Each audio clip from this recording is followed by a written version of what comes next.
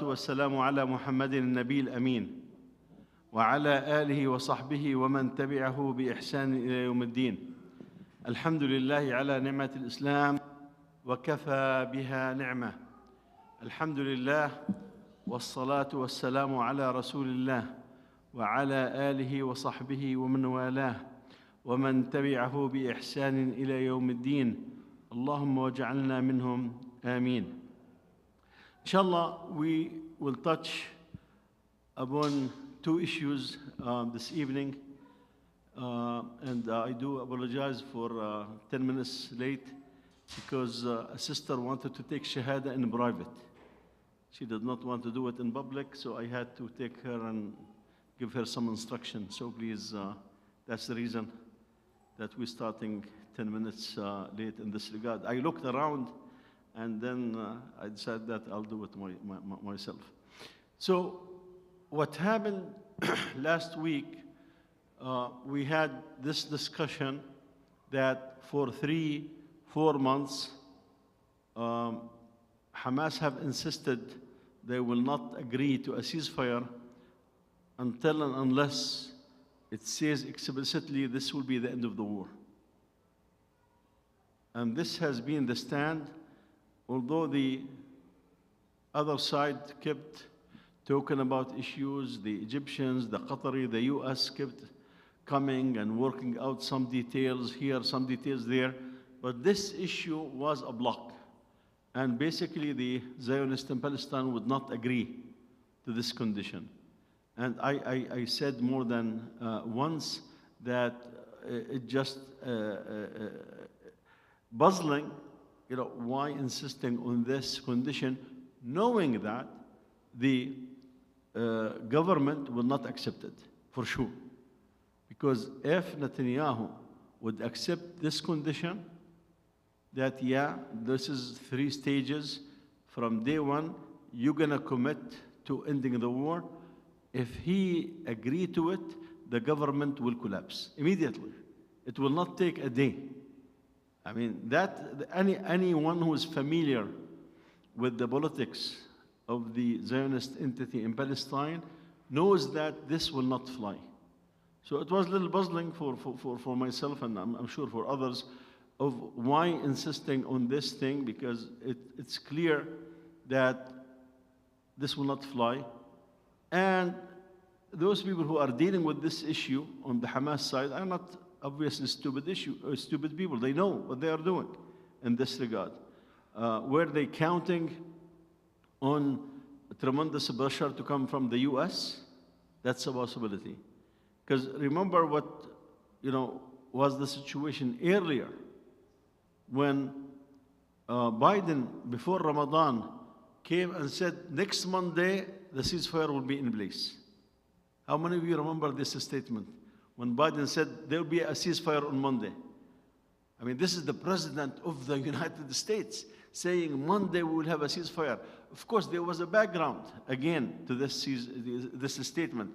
Because in December, as we mentioned, the Arab countries surrounding Palestine, they came, including, of course, countries that do not have borders, like Saudi and Qatar. Add to this the bordering country, Egypt and Jordan. They came to the US saying, basically, you can conduct the war, meaning the Zionists, from now until Ramadan, do what you can to finish Hamas. That's basically what it is. Do what you can. However, by Ramadan, we need a ceasefire. Very important. And that was the reason why Biden really spent all the time of his CIA chief and his Secretary of State.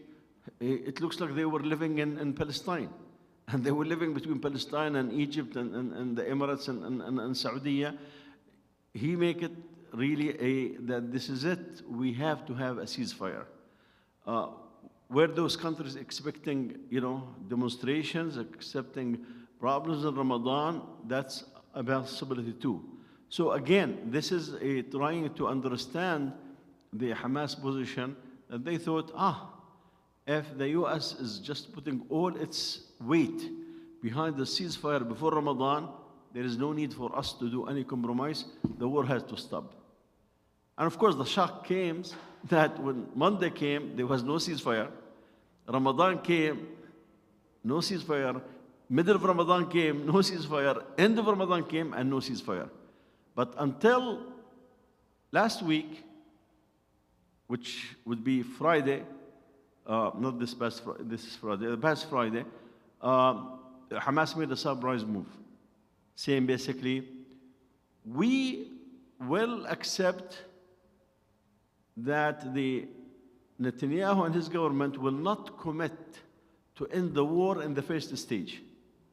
However, we do not have 40 hostages to free. Because the first stage was to free the women, the elders, and the women soldiers. That was the agreement, that for 42 days, there will be no fighting.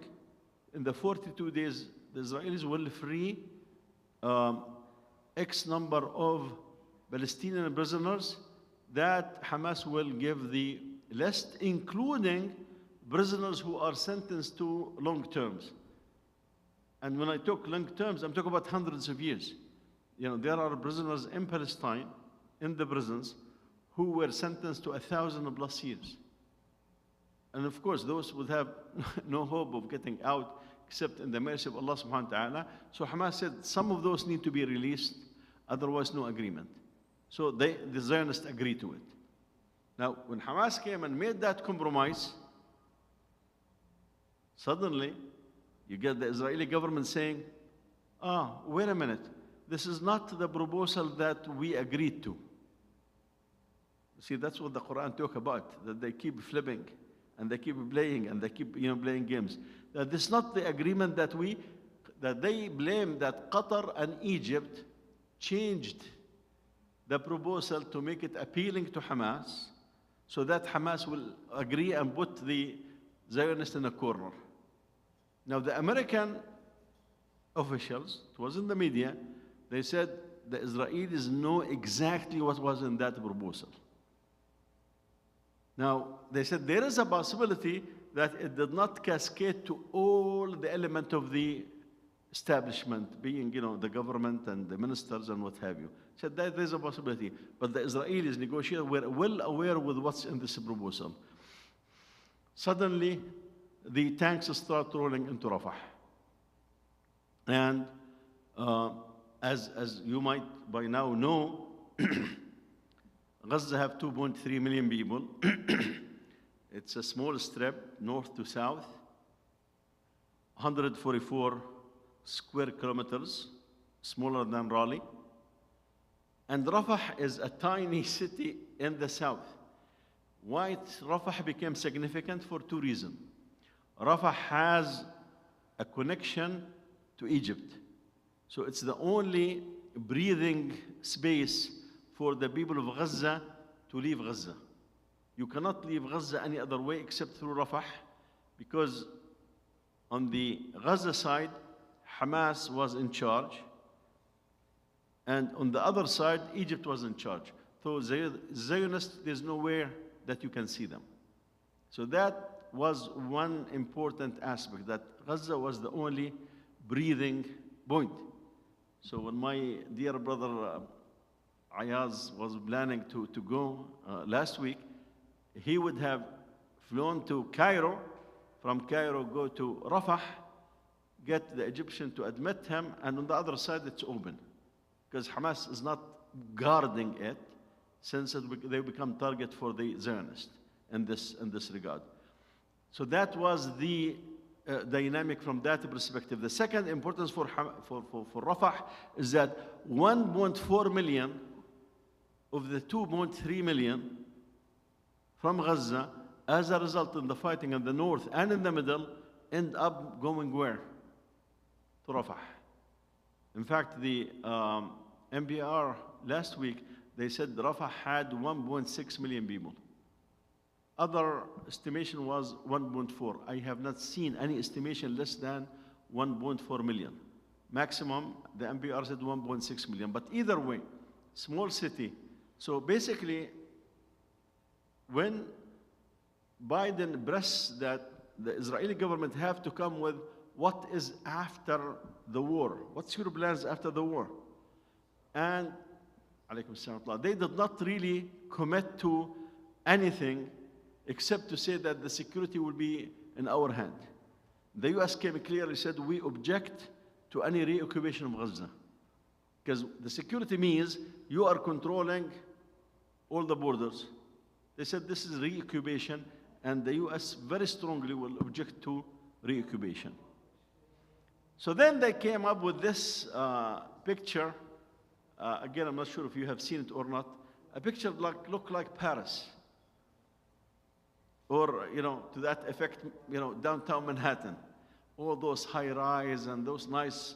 And they said, this is Gaza in 2036. This is our vision for Gaza. And that we will, be there. We will get the Emirati involved. We will get the Egyptian involved, and we will get the Jordanian involved. So basically, they are telling the Americans, rest assured, we are not reoccupying it because we're going to get the Arab countries. Of course, you have seen the Emirati coming clearly and said, why do you put our name? We did not agree. You are, and they started criticizing, which is unusual, because Mohammed ibn Zayed has been collaborating with the Zionists and, in fact, doing all what need, conspiring against Hamas. There's no doubt that Mohammed ibn Salman and Mohammed ibn Zayed, Sisi and Abdullah of Jordan, and Mohammed al-Khamis of Morocco, those five have been conspiring with the Zionists against Hamas. I mean, it got to the point where an Israeli minister will stand up and says, this is public, it's on the video, that we do thank Mohammed ibn Zayed and Mohammed ibn Salman and King Abdullah, those three, for the thousands of trucks that are bringing supplies to Israel. Because when the Yemenis close the trade in front of the Israeli ships, those ships start going where? To Abu Dhabi. And from Abu Dhabi, by trucks, they go to Saudi, and then from Saudi, they go to Jordan, and they go then to occupied Palestine. So it's not, quote unquote, something secret that those, and if you read about what Morocco is doing and their statement, you could see clearly that they are working closely with those Zionists. There's a high-ranking Moroccan official who is another Zionist in this regard.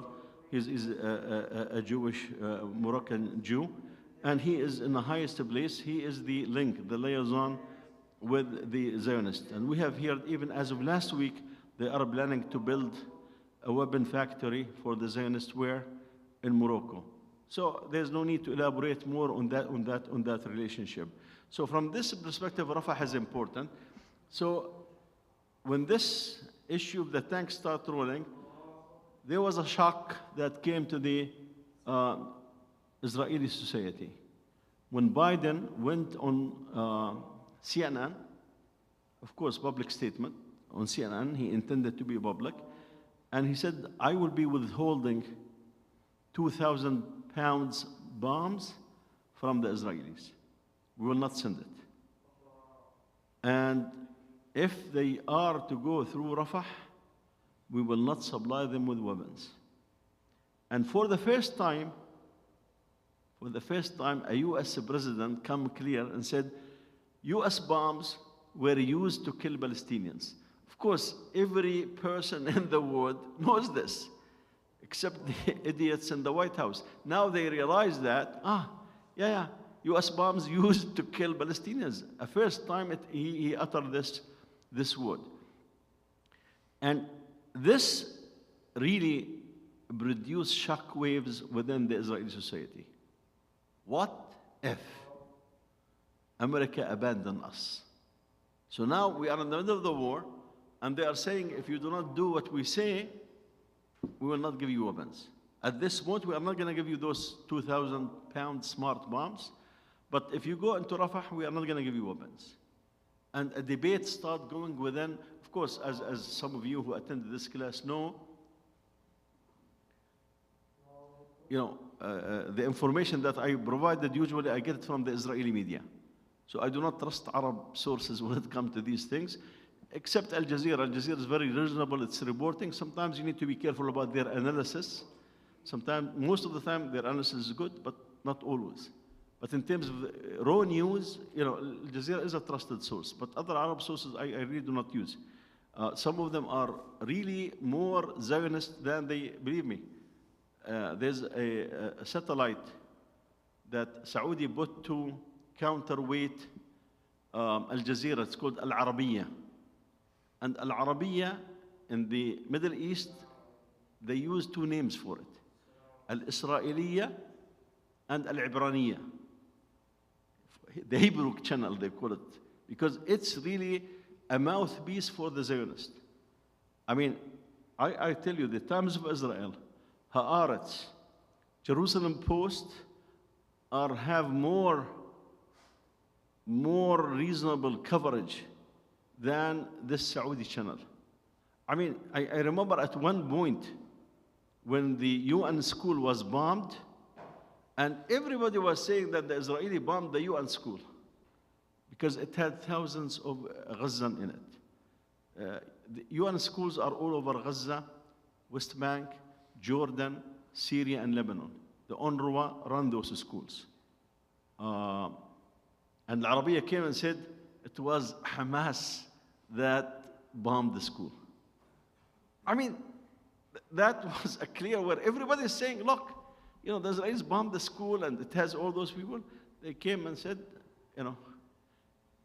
at one point, they came and said that the children of Haniya, now we say, may Allah have mercy on him, the children of Haniya really left Gaza and they are living in luxury in Turkey, and his children are doing business and this and this and that. When they attained the Shahada 3 weeks ago in Gaza, all of them were in Gaza and attained the Shahada.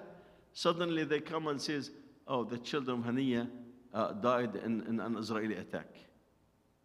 Although, you can see the two videos. One video said they live in luxury in Turkey. The people of Gaza are suffering. They do not have the food, and those people live in, grand hotels. They have, in fact, they start estimating their wealth. But you get the message that this Arab media is really, absolutely, you cannot take a word from it. Of course, there's other media from Egypt that is up and down, depends on the situation. So the shockwaves came to the point that they start thinking, we have to be independent. We have to have our own weaponry system, advanced. Of course, they neither have the money nor the technology. I mean, their economy has been affected to a great extent. Their standards in terms of the scales that are used in the industry were down in this regard. So really, this talk does not go further. And Allah subhanahu wa ta'ala in the Quran mentioned that those people will be there only for two reasons.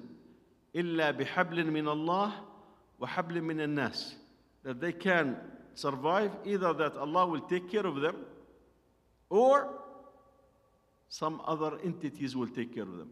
And this has been the case from the British time until the Americans adopted this illegitimate child. This has been the case. And you have seen statements from those Zionists, defiant, very strong statements. And then after a day, you start seeing Netanyahu, we can work it out with Biden. I mean, only the last night was he throwing, all sort of bunches of stuff. We can do this on our own, even with our fingernails, even if we end up with this, this, and that. But then they come to realization, we cannot do it without the US. We cannot do it without the US. They know it very sure. And you can see yet another example that they have this deep in their psyche, that when the ICC, the International Criminal Court, there was this rumor that the ICC will issue an arrest warrant for Netanyahu, Gallant, Gantz, and Halevi, the chief of the army. Netanyahu stood, said, this is a hate crime, this is anti-Semitic. Only the US can stop it. What happened after that? Congressmen and women and senators, whoever, flew to talk to the ICC and warning them that it's not accepted. Not just this, from the US, they start saying if the ICC issue arrest warrant for Netanyahu and company, that the US will go after each one of them individually. Look at the threat. It's not that we're going to go after the ICC, sanction the ICC. No, the ICC is composed of judges. They said we're going to go after each judge and put punishments, sanctions, whatever. I mean, you have seen what those sanctions mean. There was sanctions that the US put on one of the settlers in Palestine who have been very, very violent. They were shooting and killing and cutting trees and doing this. So the US put sanctions. You know what had happened? He went to the gas station, put his credit card to fill gas. And the credit card did not work. So he called his bank. I have a good credit and this and this and that. Why? They said the US have put sanctions on you. I mean, this was public information. The US put sanctions. It just said sanction on X and Y. So there were, I think, 2 or 3 individuals. They start with them. So sanctions mean your credit cards all invalid. Your bank's account are frozen. Your travel will be monitored and you could be arrested and this and that. So sanctions on individual is not, you do not think this is an easy thing, oh, let them put a sanction on me. What does it matter? Because the US tells the Israeli banks or the European banks, if they put sanctions on somebody in Europe, that if you deal with him, the bank will be sanctions.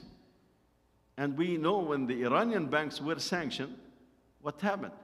They were kicked out of the SWIFT system, which means they cannot buy or sell through the bank system. So how do Iran buy stuff at that point? They will load the trucks with the blocks of gold, full of blocks of gold, drive to Turkey, give them the gold, and take the merchandise. So it's a serious, when somebody's we will sanction you, it is something that is serious. So when they come and threaten the ICC, we will go after each judge and sanction you. Then the Israeli government, the officials kept criticizing to the point that the ICC issued a warning. Stop intimidating to the Israelis, not to the US. I mean, they know that issuing a warning to the US would be something. So they issued a warning to the Israelis. Don't intimidate us and keeping issue those statements. So from this perspective, why I am elaborating a little more on this, because the Israelis felt there is a new dimension to the relationship with the US. Yes, they know for sure that only the US can protect them. So they went up with the ICC, yeah, please, you only, the US can stop it. At the same time, they tried to pretend that, we can do the fighting ourselves and this and that. Then the headlines came in one of their newspapers. We have enough weapons to fight Rafah, but we do not have enough to fight in Lebanon.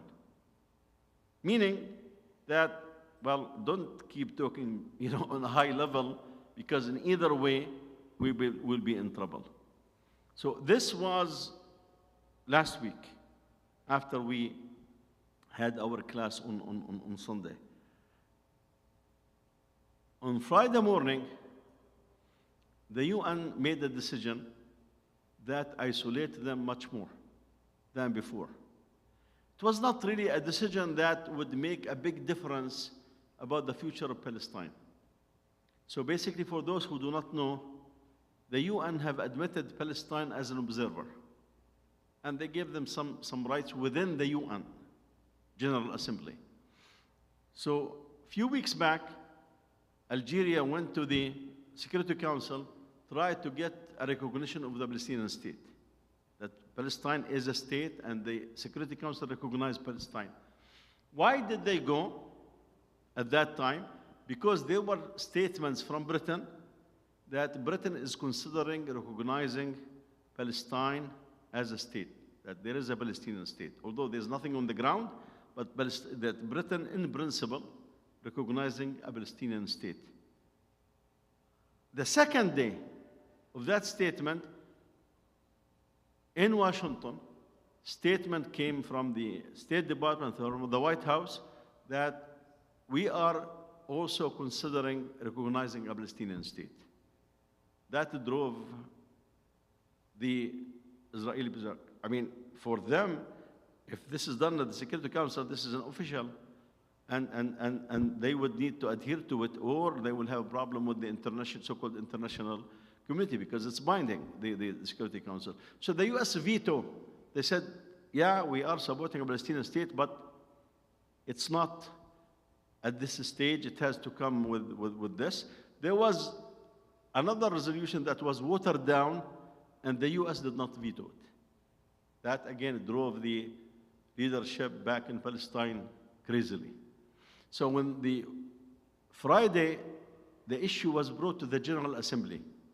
In the Security Council, you have 15 members. 5 have the right of veto, and 10 alternate. They do not have the right of veto.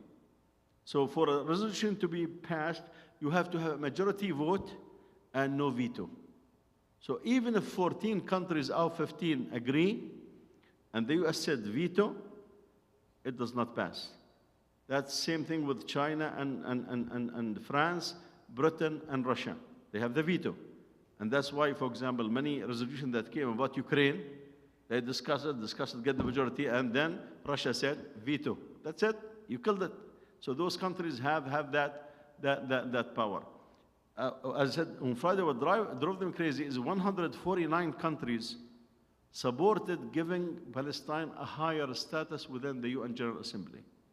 And you have seen the reaction. So the last 2 weeks, in summary, politically, there were many upsets that have complicated the issue for the Israeli government. But they continue going into Rafah. And they made a major step when they decided to control the entrance to Gaza. So basically, they got their tanks, they went around Rafah and controlled the Rafah crossing. So basically, as the Israeli press put it, Israel has reoccupied Gaza, because now they control all the entrances and the exits. Not a cat can exit without them knowing and approving of it, not just a human being. Again, Gaza is very tiny. Think about it. Unless somebody wants to go to the sea and drown, that's another story. But other than that, the Mediterranean, you have no way to go. Now they start talking about that this US have come with a proposal about 2 months ago. Biden mentioned it. They're going to put a small, I think what they got like pier, it's like a small harbor, which is floating. So it's not like a regular harbor where it is connected to, it's part of the land and extension. No, this is a floating. Initially, they said this thing will cost $150 million. And now they said the cost is $300 million. You see, the double. And this is really how government works. If they come from the beginning and said, this is $300, $300 million, you will see many in the Congress and the Senate saying, wait. No, you cannot do this. But they came and said, it's $150 million. What's $150 million, right? But now they said it's $300 million. Wait another month or so, you can see another number. So basically, this move will get the Israelis to control who gets in, who gets out of Rafah, and to control this mini harbor that supposedly will get aid to the Gaza, and that the Israelis will be able to monitor and see whatever is entering. They have been blocking stuff. Again, if you remember from day one, the defense minister said, no food, no medicine, no fuel, no water, no this will get into Gaza. And the international community was silent. Muslim countries, Arab countries were just watching. It was, okay, after October 7th, so people did not want to make. But then when this attack happened, and the first 3 months, more than 20,000 shaheed, and tens of thousands of injured, and maybe 10,000 under the rubble, that's when the outrage start coming and haunting those people to the point that they start slowing on the killing, not stopping, slowing on the killing. So where this thing is heading in Rafah, as I said, if Netanyahu did not go into Rafah, the government will collapse. If he accepts a resolution with Hamas, with a peace treaty, that there will be the end of the war, the government will collapse. Now, why you will say the government will collapse? Because Netanyahu does not have 61 members of the Knesset that are with him. His party needed other parties to support, like Shas, religious, mostly Middle Eastern Jews in this regard. And he needed Ibn Ghafir and Smotrich votes, which is 14 seats. 14 seats. So if anybody pull out 5 seats, 4 seats, he's no longer have a government, and the government will collapse.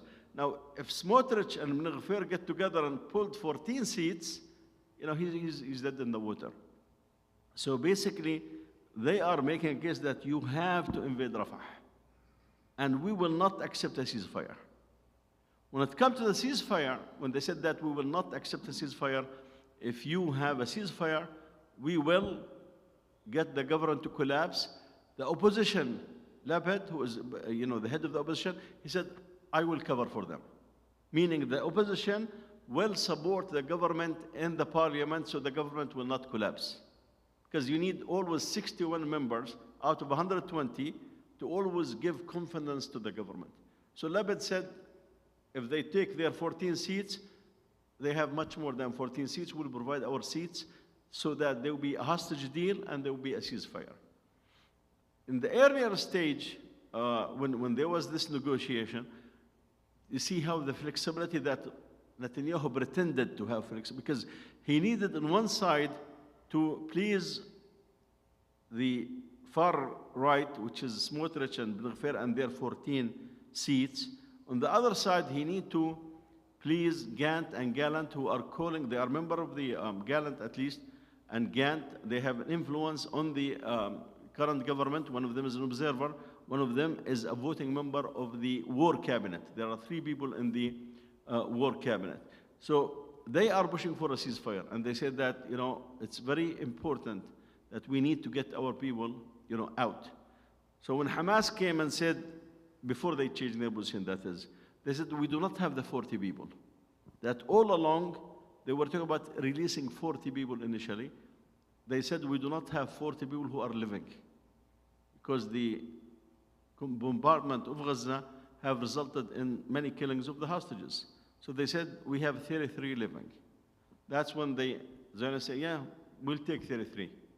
Now, from my perspective, I do not think that Netanyahu was sincere in saying, because he knows that whatever he's going to agree to, Hamas would say, we need the end of the war. And he have make it public statement, public, we will never commit to this, because again, he knows the consequences. So when Hamas came up with this compromise, that for the first 120 days, the Israeli government does not need to commit to ending the war, it puts them in a corner. And suddenly, instead of, dealing with this issue in terms of negotiation, he said, I'm going to send my team to Cairo to continue negotiation. Why? Because he wants to please the families of the hostages and those who are calling for a deal. Because if he said, no, we are not going to, accept it, and period, we are sitting here. He said, no, I'm sending my team to continue. And this is for nothing, because it's not going to get anywhere. And he entered Rafah. And that was really the main move behind this attempt of him saying, we need to continue the negotiation, although in principle he rejected the thing, is to give justification and say, no, we are talking with them.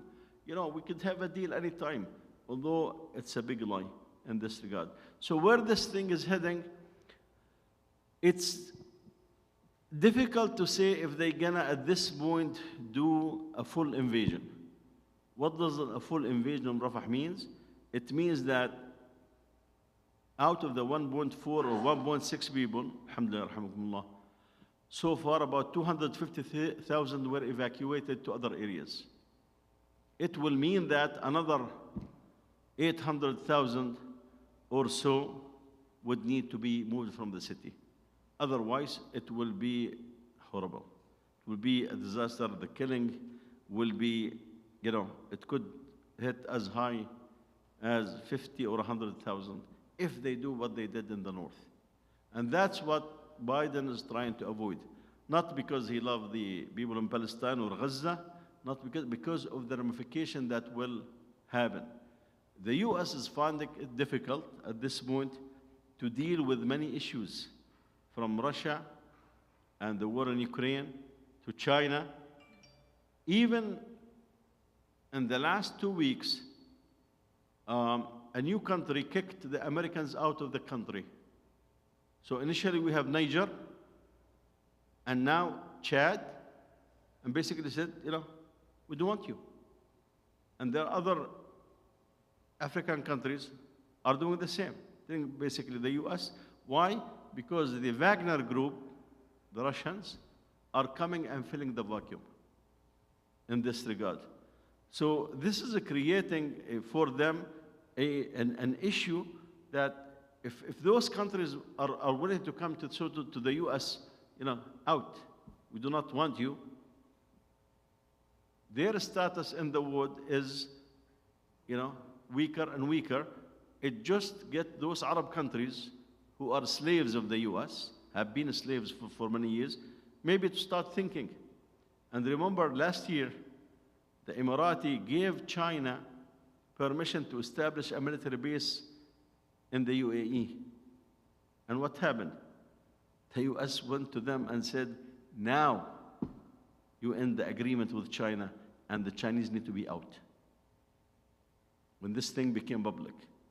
So any attempt to really do a big, massacre or killing or another, stage of the genocide in Rafah, this really would have, and the US explicit, this would affect our own strategic interest in the area. So from this perspective, Netanyahu is saying, I am in Rafah, but I am not in Rafah. I mean, he's having it both ways. I am in Rafah, but no, I am not in Rafah. I just took control over the crossing and took over this Philadelphia passage, and we are on the outskirts on the east, but we are not in Rafah. Although actually the tanks are in Rafah. So telling the US there's no need to trigger an arms, I'm not going to call it embargo because it's not really an embargo. It's a warning that we will not supply you with weapons.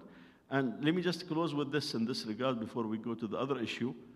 One of the members of parliament, some of you have seen the videotape, stood and said to Biden, if you are not going to supply us with those 2,000-pound smart bombs to target a certain room in a building, we are willing to destroy 10 buildings to get to that room with whatever weapons that we have. I mean, if we're going to call those smart bombs, call the other ones the stupid bombs. So basically, we are willing to use our stupid bombs, destroy 10 buildings just to get to that room. And those 10 buildings, they could have 1,000 people, 2,000 people. When this statement, it's public, I mean, this was a public record, was shown to the State Department in the US, listen what this member of parliament says. What the guy response was, the Israeli politicians, they need to lower their rhetoric. Yeah, basically, destroy 10 buildings, but don't talk about it.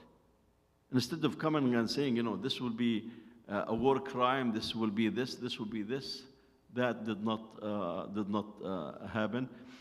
So let's talk about the university, but I know some of you might have a question about the statement or the report that came from the State Department So let me just say a few words about it, and if there are questions, I could, discuss it later, but be brief. So there is a law in the U.S.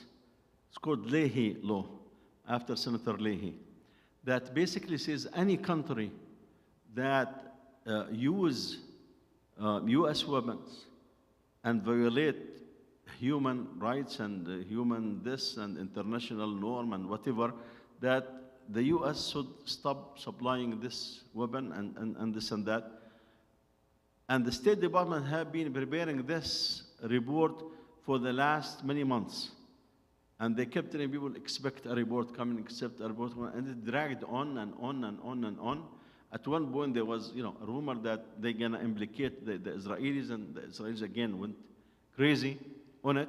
So the report came 2 days ago, and basically they're saying that there is enough,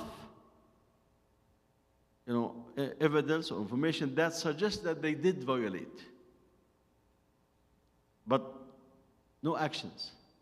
They're saying basically, it's clear. You do not need to have, whole expert. What you have seen, as was presented by South Africa in the international court, when an army says to 2.3 million people, you will not have any food, you will not have any fuel, you will not have any medicine, you will not have any water. That's a war crime by itself. And they put it in application so that not much is being delivered, except when there's big squeeze coming from the US and some other countries in this regard. So yes, the report came, but it just left things hanging up there.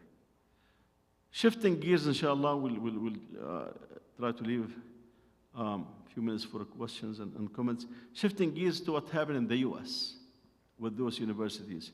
Again, we talked about last week about the background and how the qadr of Allah played a major role in this. How, there was a hearing 3 months ago with the university presidents of MIT, Penn State, and Harvard. And we said that Na'mat Shafiq of Columbia University was supposed to be in that hearing. There was a storm after that hearing because congressmen and women did not like the answers. We discussed this in some detail before, and it's on the website. But Na'mat Shafiq was out of the country. See how the hikmah of Allah? Na'mat Shafiq was out of the country. So she did not attend. If she was here, the 4 of them will go. 2 of them already resigned after the presentation, after the hearing. So if Na'mat Shafiq was here, the storm would be there. She either joined those who resign, or she could maintain her position. But the qadr of Allah that she was out of the country. And Congress called her 2 weeks ago or so to testify. And she made the fatal decision to call the New York police to Columbia University students. And after that, the whole country's universities just flared up with demonstration and encampment and all of this, asking basically for stopping investment in Israel, ceasefire, stopping investment in the military-industrial complex, and stop supplying the Israelis with weapons in this regard. And what we have seen, some universities like Brown and Evergreen and some universities even talking to these students and trying to come up with a compromise and an agreement. In Ireland, a university totally announced that they're going to divest from this. But suddenly we have seen this behavior that you would not expect in the US, unless you know how the system functions. Unless you study the 60s and you know how they dealt with the African American at that time. Unless you observed how they dealt with the demonstration against war in Vietnam. So basically, what we need to realize that one of the analysts was saying, I myself, he says, I myself, when I saw those demonstrations, I said, what's the big deal? This would not impact Israel at any point. But he said when Netanyahu started talking about them and start talking about the implication of this and that, he said, wow, I realized that I made a big mistake. Now, why is this became a big issue in the US? As of about 2 years ago, we have, as you know, or might not know, we have 8 elite universities in the US, so-called Ivy League, that really people who graduate from them end up in the White House, in the State Department, in the Supreme Court, end up in big investment firms, in big law firms, and I mean, this is the elites of the society in this regard. 7 out of those 8 universities are run by who? Jewish presidents. I mean, imagine the Jews in the US, like 2.5% of the population. How in the world the 7 out of the 8 elite universities, 7 are run by Jews? And this is not a conspiracy. This is, a Jewish website that brag about the influence of Jews in the world. They talk about, we were the one who created the porn industry. We are the one who created all the vaccines. We are the ones who, they said that 2 things that are irrelevant, but they have all the good and the bad and the ugly. They brag about the good and the bad and the ugly, but there are 2 things that they mention. 7 out of the 8 are Jewish, and even they said the 8th one who's not Jewish, ask a rabbi to come and do the invocation. So basically, yeah, I'm not Jew, but we need the rabbi to do it. We need the blessings of I mean, subhanAllah. The other thing that they mention is about the Federal Reserve. They said in the Federal Reserve, out of 50 years, the last 50 years, 38 years of their presidency were run by Jews. Bernanke and Yellen and those guys. It's only Trump who came and removed the Jewish and put Christian Jerome Powell. I mean, that was, he interrupted there was, in fact, I think before that, until Paul Volcker, who was in the time of, Paul Volcker, who was in the time of Reagan, I think there was a cascade that was not interrupted, if I'm not mistaken. But my point is, when they have 7 of those presidents, and this only was shaken, this cascade, when Shafiq was appointed head of Columbia University and the Jewish president retired. And the day before yesterday, Cornell president, a Jewish lady, stepped down. She could not handle, the pressure, obviously. So if those 2 are gone, now we're going to have a little more balance. So when you run those universities, there's a way that this process works. So basically, in the university, they have invested millions of dollars over the years.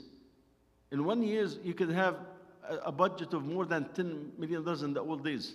And I mentioned an example for you last time, that when I was at Columbia University, president of MSA, finished my nuclear engineering in 1983. We have a Muslim office. There's a building called Earl Hall for the religions. The Earl Hall have a building. So this office is for the Muslims, small office. We barely, we come there for prayer or when we have a meeting. Most of the time it's closed. The Jewish office next to us, it has about 10 full-time members, staff. We are talking about millions of dollars each year. They have 3 full-time rabbis. One counsel the Orthodox, one counsel the Reform, and one counsel the Conservative, because they do not pray together. So we Muslims would make Salat al-Jum'ah in the 2nd floor air hall on Friday, and Friday evening our cousins will come, but they will go in separate rooms. Because if you remember, at one point there was a fatwa from the Orthodox Jews saying the other Jews are kuffar for them, that they do not recognize them. However, when it comes to the interest of the Jews as a community, regardless of what you believe in, if you call yourself a Jew or you have Jewish connection, before you graduate, you have a job. Because the people previously who graduated, let's say, from Columbia University, got into higher position in different parts of the country, those same people are the vehicle to get those people to be hired in there. And eventually they support back with money, and they in turn hire people down the road. So that's why, for example, look at the White House. I mean, in time of Biden now, or in the time that Obama was there, his main circle, from Axelrod to the rest of the company here, from the Secretary of State to this Alejandro to the a big number of Jews within the White House. How that could be? Exactly, this is it. Elite universities produce incubator for the future leaders, and if you happen to be Jewish, you have your position already guaranteed. You get there. That's how you get board, Federal Reserve chairman, one after the other, to be Jewish. Although, as I said, they are 2.5% of the population or so, and 7 out of 8 presidents are the same as Jewish. That it just tells us how they function. I remember Imam Jamil Amin, the former Rab Brown, may Allah subhanahu wa ta'ala give him safety out of his unjust jail. He said, let me explain to you how the Jewish community in the US work. He said, when a dollar gets into the Jewish community, it does not leave it until 10 hands exchange it. So basically, you have, if we're going to apply it to us as Muslims, so, I work as an engineer. I have gained some money at the end of the month. So, he have a store that sell meat. So I go to his store, I buy meat from him. He go to the Jewish store there and buy bread. He go to a Jewish lawyer and pay him the fee. The lawyer go to a Jewish doctor and pay the fee. So you get the idea. So it goes 10 times until one really is in need of somebody outside the community. You need an Uber driver. There's not Jewish Uber driver. Just become anybody at the airport. You get the message. So that's how this thing function. That's what I explain this with some detail to show you why they get crazy. Because Columbia, NYU, Harvard was supposed to be their babies.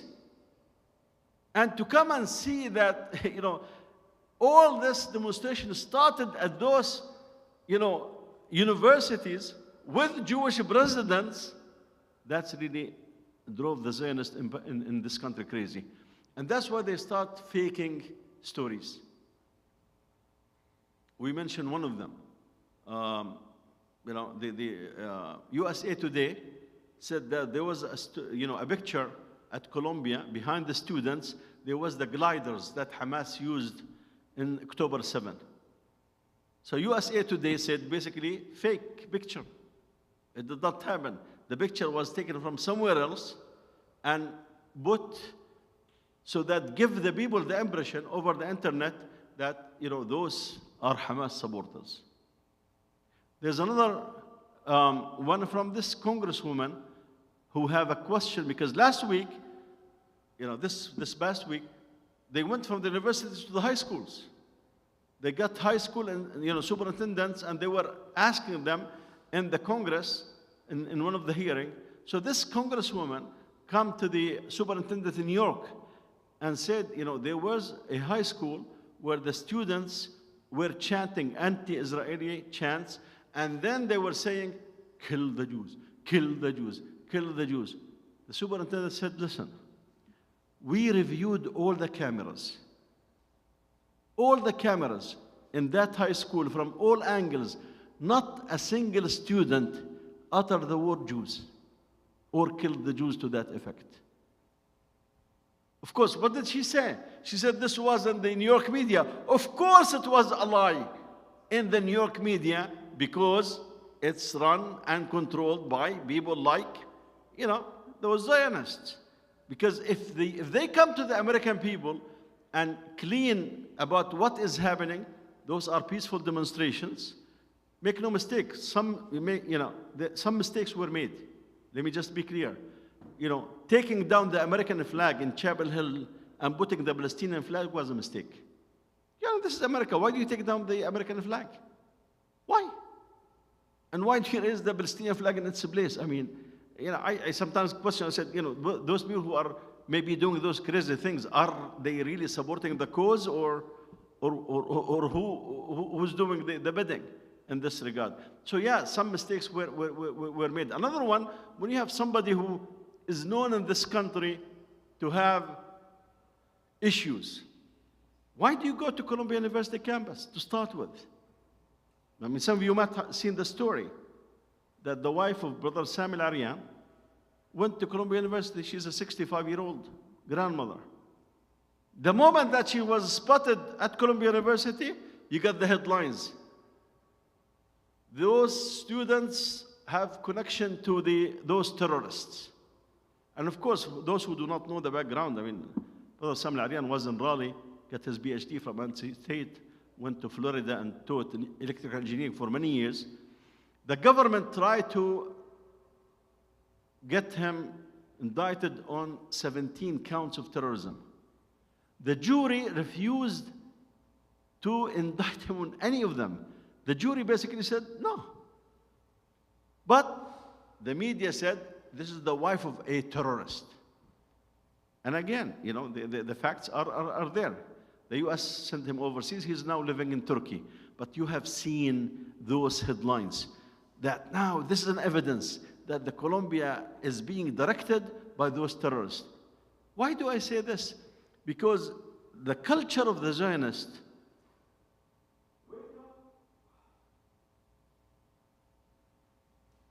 wake up, sleep, enjoy, spread, listen to a culture of noise. That's what Allah subhanahu wa ta'ala was describing in the Quran. When Allah subhanahu wa ta'ala described, He said, سَمَّاعُونَ لِلْكَذِبِ. Somebody يسمع. He listens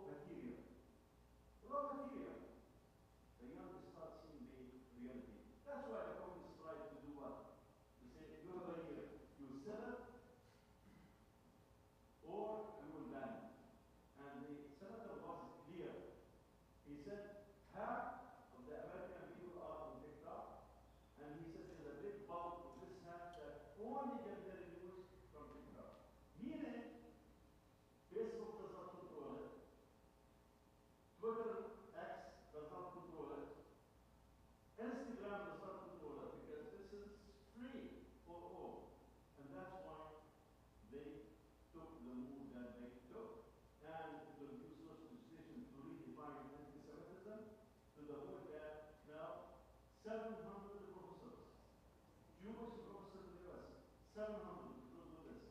700 Jewish professors wrote a letter to the Senate and to Biden, don't approve this proposal.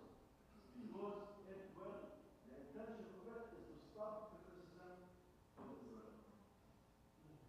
That's the reality. It has nothing to do with anti-Semitism. And that's why you have somebody like Marjorie Green saying basically, I will not vote for such a resolution because it could target the Christians down the road. That a Christian will say, Jews are responsible for the blood of Jesus. They could be targeted that you are anti-Semitic, and they could be targeted by the law. Any quick question or comment, inshallah? Any question or comment, inshallah?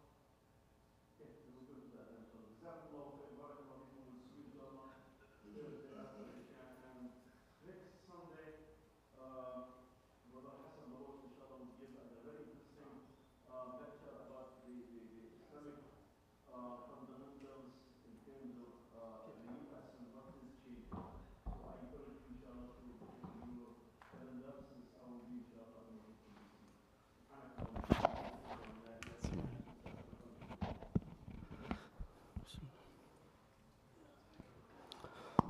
الله أكبر الله أكبر الله أكبر الله أكبر أشهد أن لا